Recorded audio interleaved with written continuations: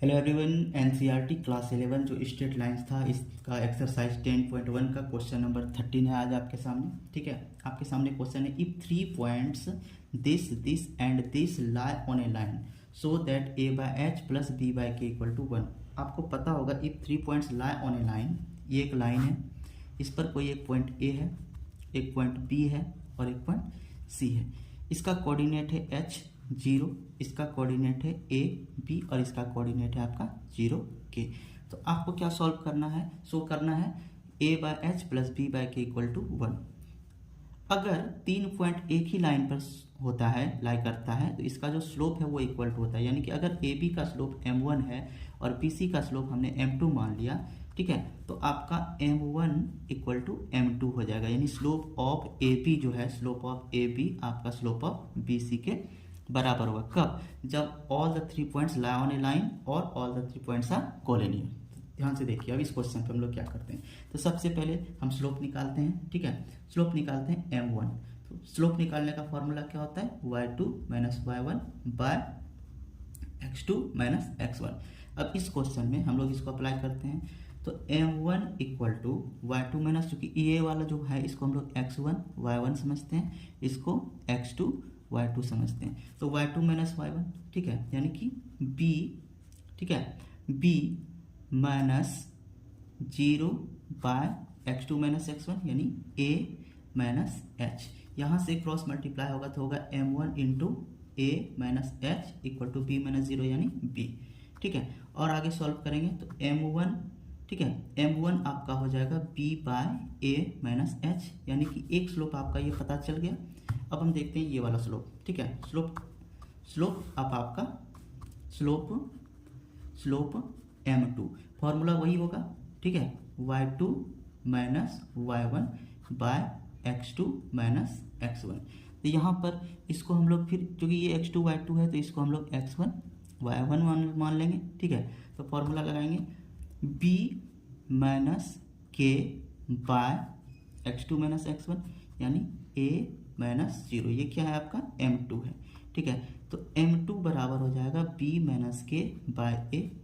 Okay, अब slope m1 equal to, अगर हम m2 करें तो आपके सामने हो जाएगा क्या, b by a minus h बराबर b minus k by a।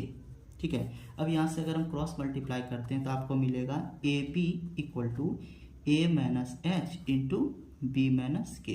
Separately अगर हम इस दोनों को मल्टीप्लाई करें तो ए बी, ठीक है, ए बी इक्वल टू आपको मिलेगा ए B, A into B A B minus A K minus B H plus H K. ठीक है, तो यहाँ ए बी कैंसिल हो जाएगा। अब आपका बचा यहाँ पे क्या, माइनस ए के और माइनस बी एच और प्लस एच के। ठीक है, तो minus A K minus B H, तो इस दोनों में कुछ भी कॉमन नहीं है, प्लस एच के यहाँ पर है। तो क्या यहाँ पर अगर इस दोनों को हम लोग एक तरफ कर लें तो ए के प्लस बी एच बराबर, या फिर अगर हम सिर्फ ए के को इधर करते तो ए के इक्वल टू हम लोग लिखते।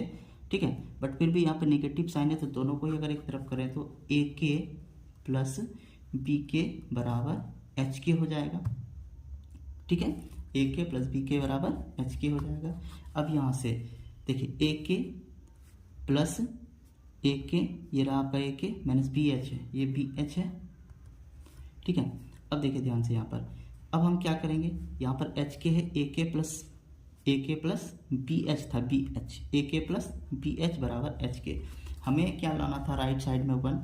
तो इस कंडीशन में हम लोग क्या करेंगे, दोनों तरफ को, ठीक है, दोनों तरफ को क्या करेंगे यहाँ पर। अब आपके सामने देखिए क्वेश्चन में क्या है, यहाँ है आपके सामने ए के, ठीक है, यहाँ है आपके सामने ए के प्लस बी एच बराबर एच के। अब आप ध्यान से देखिए, हमें तो यहाँ पर क्या शो करना था, A by H plus B by के इक्वल टू 1।